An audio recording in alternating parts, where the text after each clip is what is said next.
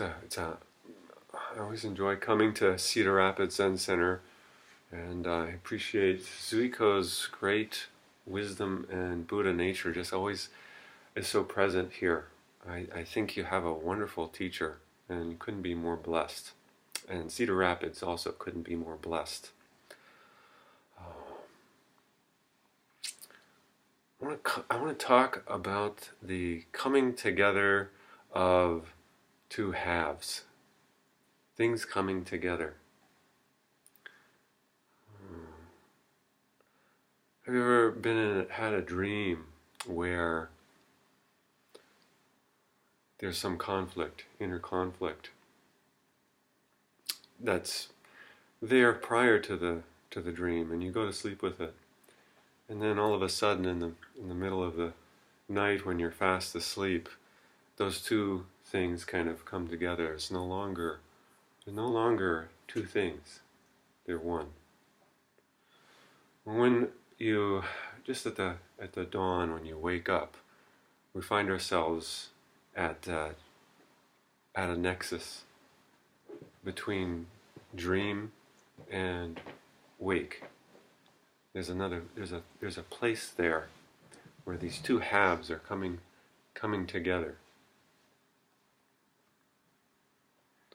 Or maybe it's a teacher who decides to leave everything behind, leave their country, leave their family,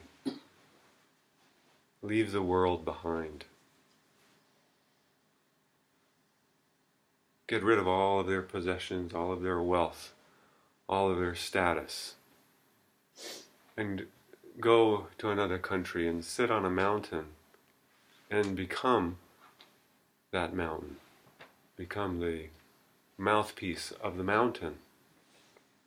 And then you meet that person and you want to follow them because they have something to teach. But you say, wait a minute, I can't do that. How could I do that? I have a family. I have a job. I need to earn money. I have to teach my children. I have to clothe them. I have to feed them. They need me. And that's true. But I'm not talking about getting rid of all of these things just. We can also find these two halves in our daily life with our children. We kind of think that our children need something, but we need our children just as much as they need us. And they teach us just as much as we teach them. And maybe they can teach us more about the other half of reality than we think. So, coming out of this, I'm kind of starting out in a kind of left brain space here, and I want to transition out to more right brain, or I'm not sure which is which, but one is less rational and the other is more rational. So I'm going to switch to the rational side now. Try to make more sense of things here. Recently, I had a chance to. I'm a board member of the Iowa Interfaith Power and Light, which is an organization, a faith-based organization here in Iowa that has its chief concern about climate and what the faith response to that is. And I got to participate in what was called the Cool Congregations workshop, put on by Sarah Paulos. She's the one that developed it. And it was a real eye-opener for me on a couple of different levels. I want to share that with you today. I wasn't here last week for Earth Week, so I was in Haiti. So this is my Earth Day kind of speech or talk. So for Cool Congregations, one of the things that, this workshop was aimed at being utterly practical as faith communities and as individuals. It was about how to assess what your carbon footprint is, and then what you can do to lower it. It's the most practical thing I've ever kind of witnessed around climate change, because a lot of what we do, I think, as people who are concerned, and I'm assuming that most of you here, if not all of you, are concerned about changes in climate. And I think a lot of what our energy is spent in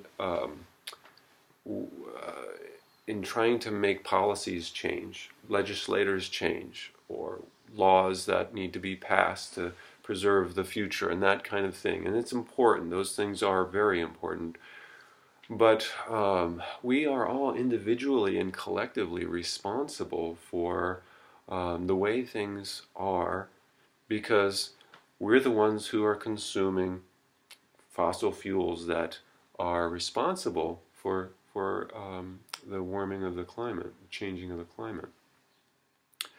And so the Cool Congregations aims totally at faith communities, and it starts with faith communities and what is their carbon footprint.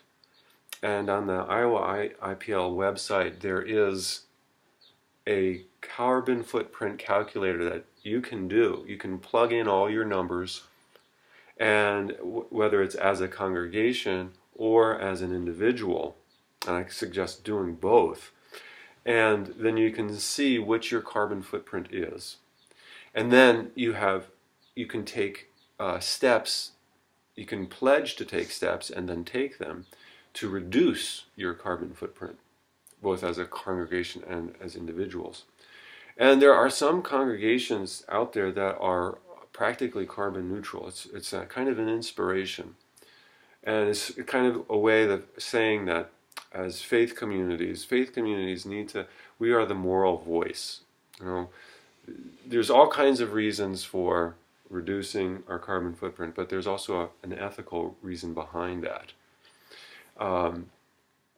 So I don't want to go into the details of that, but to encourage you to look at what your own carbon footprint is. And you can look at that on the Iowa IPL website. But I think it would be important and healthy, actually, for the Buddhists in Iowa to start grappling with. I know that many of you already have, but to start doing it in a more concerted way. And I think Iowa IPL has the structure to be able to kind of really feed into that and take the steps that we need, or to give us the encouragement to do that. So I don't want to go into the details of the hows here, but what I want to share about this day is that all of the congregations were first asked to look at what their faith communities say about the environment.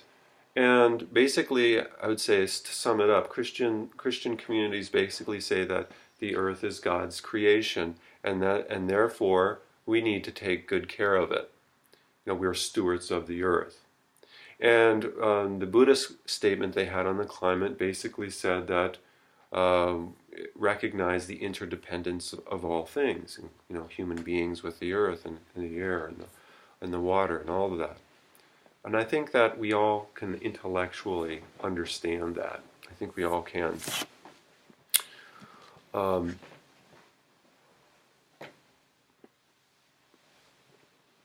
For me, the looking at my own carbon footprint, I had actually done a carbon footprint calculator several years ago, and I was astonished by what I found, because part of the reason that I became a Buddhist monk was because I was encouraged by my teacher's lifestyle.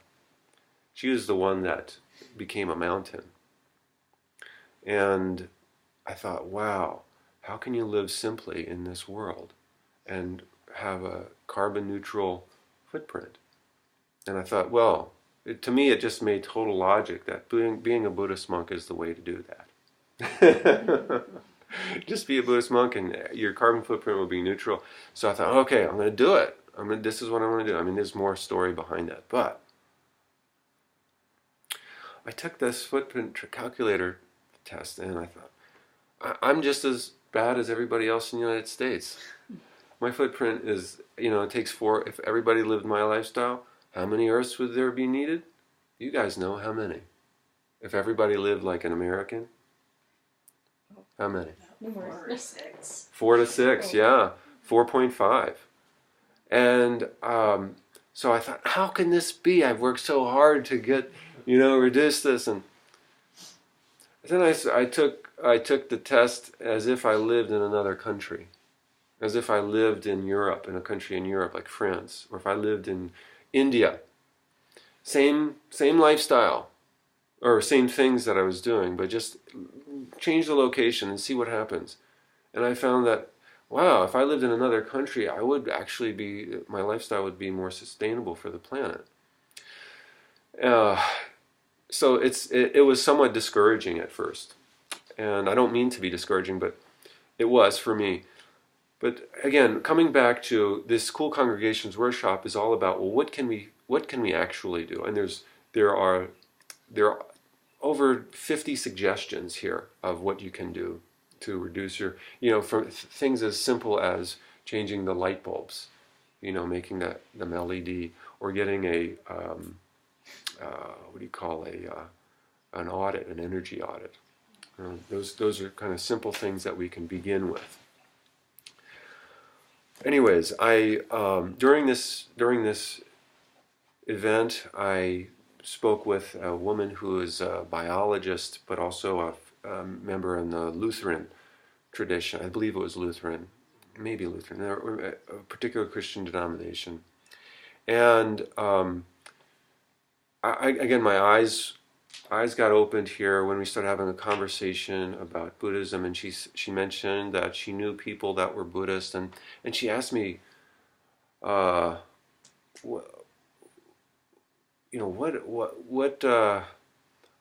didn't realize that Buddhists were that.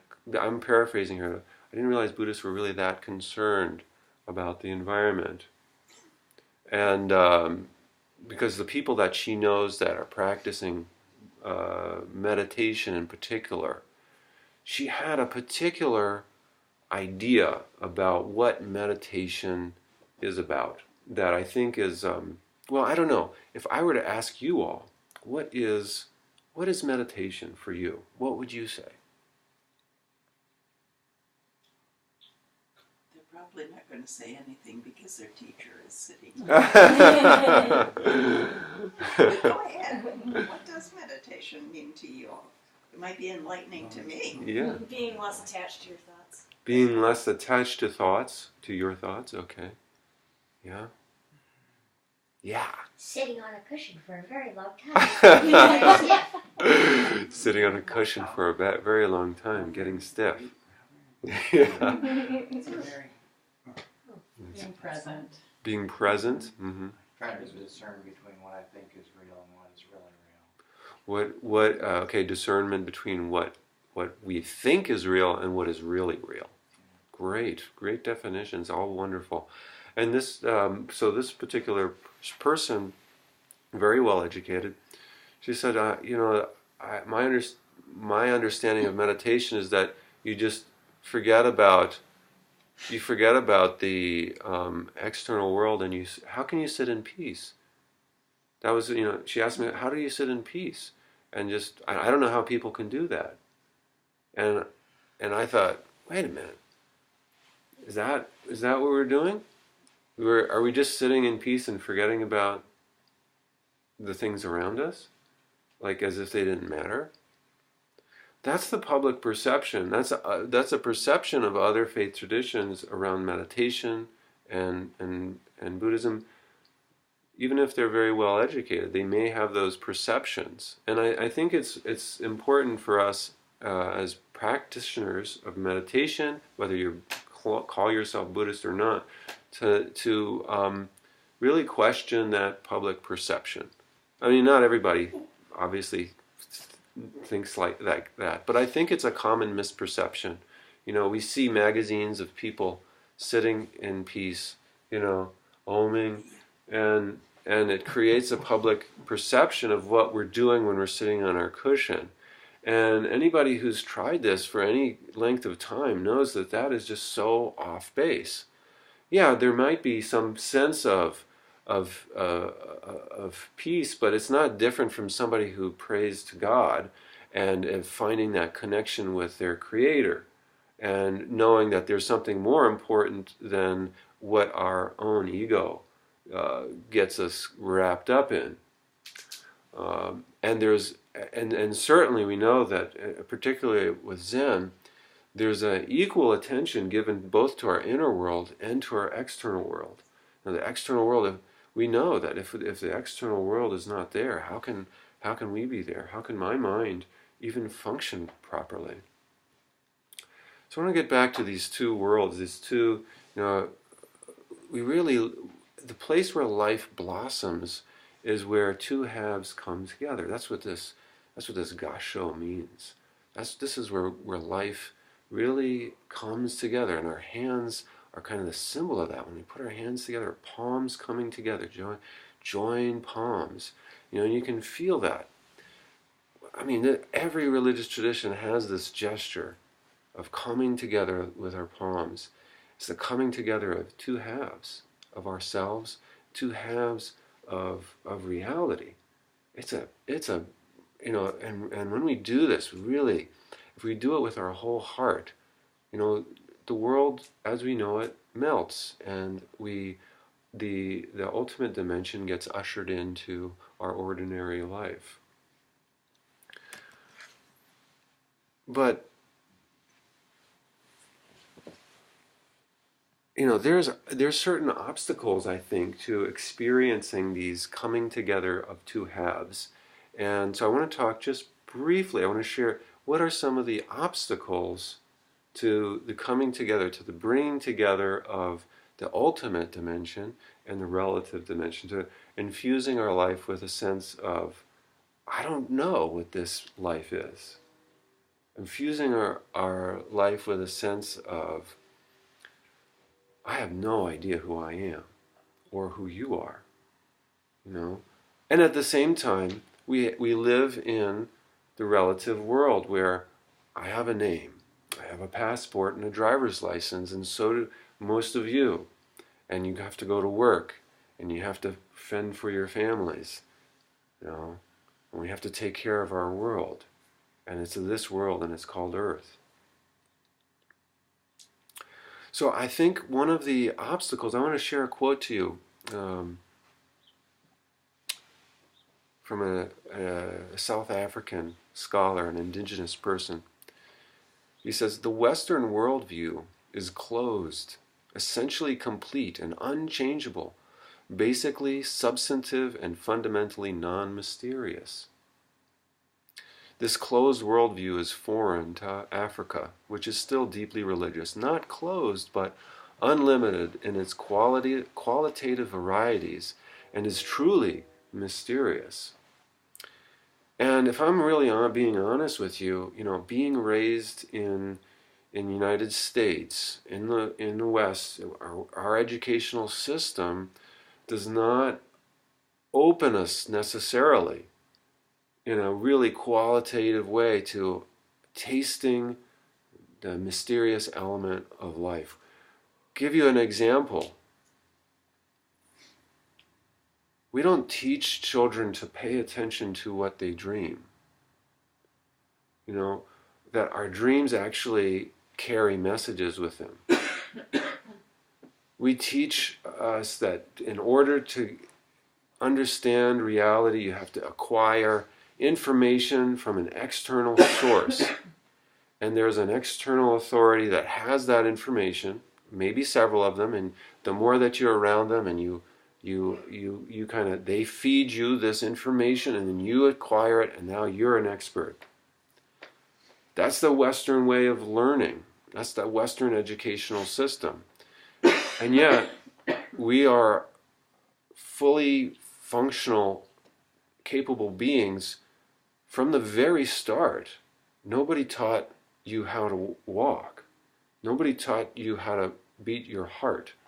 Nobody taught you how to breathe. Nobody taught you how to see. Nobody taught you how to hear. Nobody taught you how to speak. I mean, we hear it, but nobody's saying, this is what you do. Now you go to this thing, now you do that. Nobody says that. I mean, but eventually our educational system takes all over it, right? And then somebody does say that. So this is how you do it.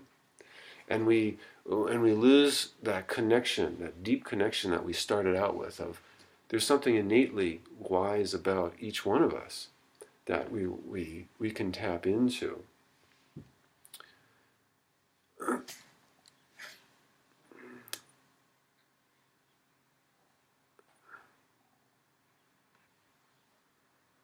So I want to encourage you to reflect honestly on this for yourself. You know, how much you've been influenced by the Western worldview. And I think Zen can be a counter to our educational system. I'm not trying to say that we shouldn't have an education or get an education or study, because that's extremely important as far as I'm concerned. You know, apparently Suzuki Roshi's teacher said, you have to study. It won't do you any good, but you have to study. So those are those two halves of reality. The have to study, you have to study, you have to learn. It won't do you any good means you're going to die whether you learn it or not. There's this ultimate dimension that's there, that's present. And sometimes we have to just discard what we know. It won't do you any good, but you have to do it. We're caught in this cycle, this round. So,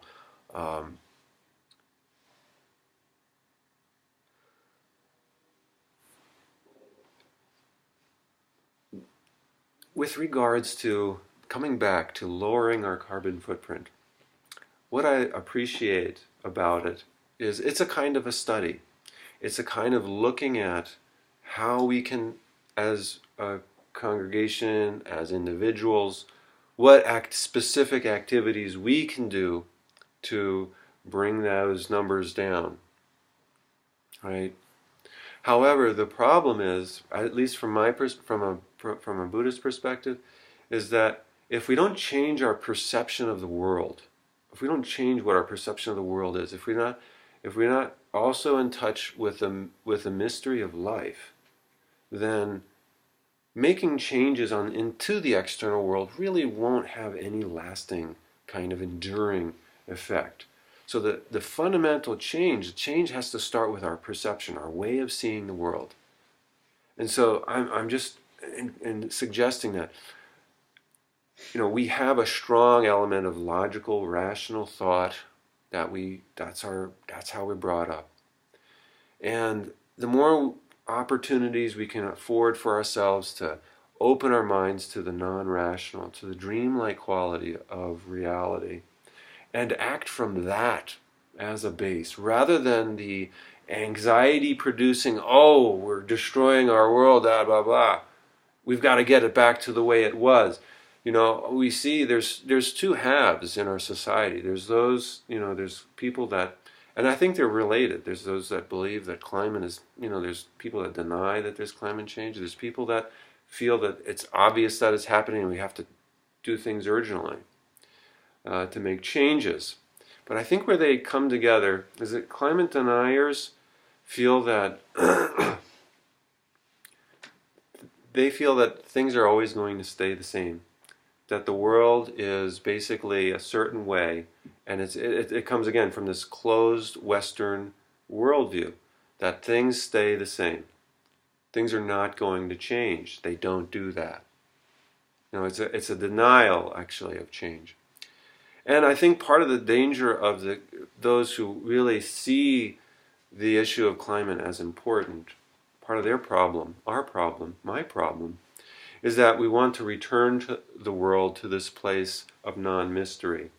We want to return the world to this place of some kind of balance, or some kind of a place that we know that is familiar, that was familiar for thousands of generations of human beings. And yet we know that the way that the Earth, from a geological perspective, the Earth has not been like this for all of its existence. It's 4.4, I think, billion years old. And the Earth has been, the Earth has gone through multiple transformations. We're entering another transformation period. There's no way we're going to go back to the way things were for the past several thousand years. There's no way. And so here's also an invitation for us to let go of, we still have to act. No doubt. But to do it, and at the same time, simultaneously, entering into the mystery that is being ushered forward.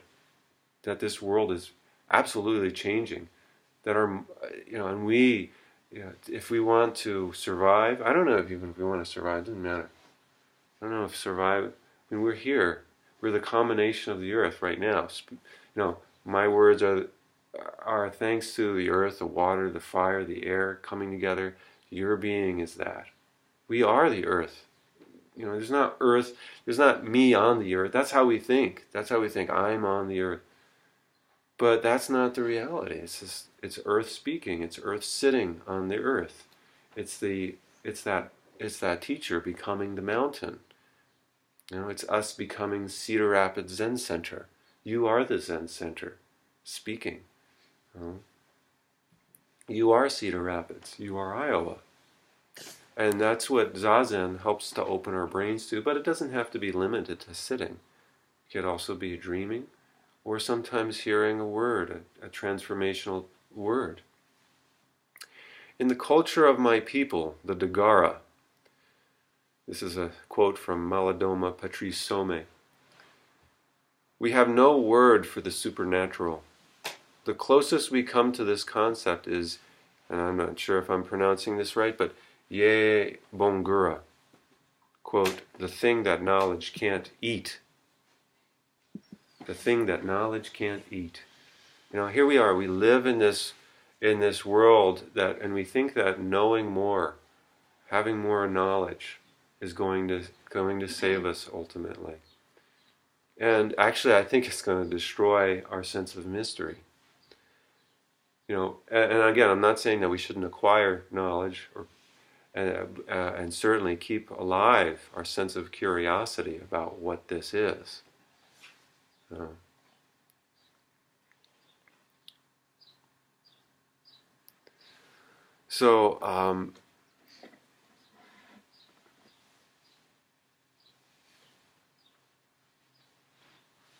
As we enter into this kind of unpredictable time for the next several thousand years, right? As we enter, what can be, I think there's lots of inspiration and motivation here for us. So I want to close with this, these words from my favorite of all the sutras, the Avatamsaka Sutra. Because, I think Buddhism has an awful lot to contribute to our entering into this very new kind of place that we've created, that our ancestors have created, that we are creating, and how do we enter into it? What is a way to enter into it? Different religious traditions say different things about how we ought to live and how we ought to be. And Buddhism has many things to say too, but the Avatamsaka really helps us to explode, and I mean that, explode our imagination. So I want to read to you maybe about two paragraphs or so. And it's just kind of coming right in the middle, so don't feel like you have to understand what came before this in order to get something out of it. Let it just wash over your brain.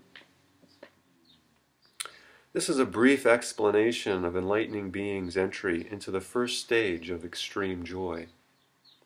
Enlightening beings in this stage are mostly monarchs of a continent. Can you see yourself as a monarch of a continent? Yeah. Having attained great power and sovereignty, guardians of right, wise, and capable, taking good care of beings with great generosity. Whoa. Sorry, right there. Taking good care of beings with great generosity. It doesn't say not just human beings, all beings. Undertaking unlimited acts of charity to rid beings of the taint of envy and discontent. What if What if those who ruled the continents had their envy and discontent diminished? Isn't that the core of our problem? Envy, discontent. Can we help? Can we lead others towards lessening that, ridding it?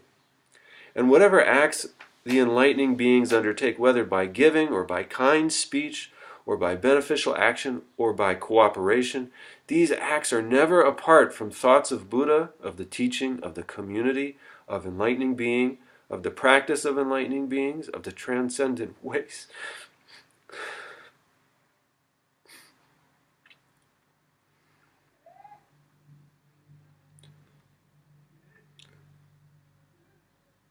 To what purpose? To become the best.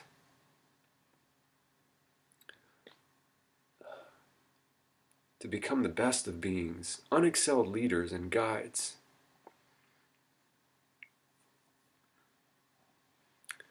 Ultimately, omniscient refuges.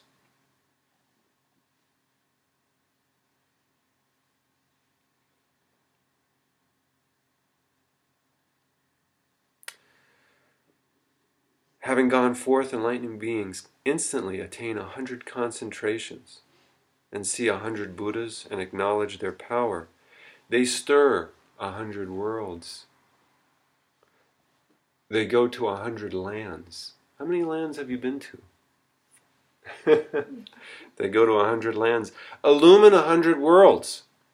Mature 100 beings. Not just one or two. Live for 100 eons. We're going to need to live for 100 eons. I'm not talking about just with this one physical life.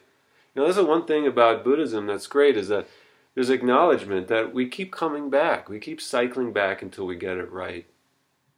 And as a bodhisattva, that's the bodhisattva practice, to keep coming back again and again until all sentient beings have attained Buddhahood. Live for 100 eons. We've all lived for already 100 eons. We've got 100 more eons to go. We can't just pass this on to the next generation. We are the next generation. And we have to pass it on to the next generation too. Contemplate 100 teachings and manifest 100 bodies, each body manifesting a company of 100 enlightening beings. The enlightening beings with superior power of commitment by the quality of excellence of vows transform their bodies, or as mystic powers, vision, spheres of cooperation, voices, conduct, adornments, power, resolutions, and performance in countless ways. So, we've got a lot of work to do. Get busy. Thank you. May this merit extend universally to all, so that we, together with all beings, realize the Buddha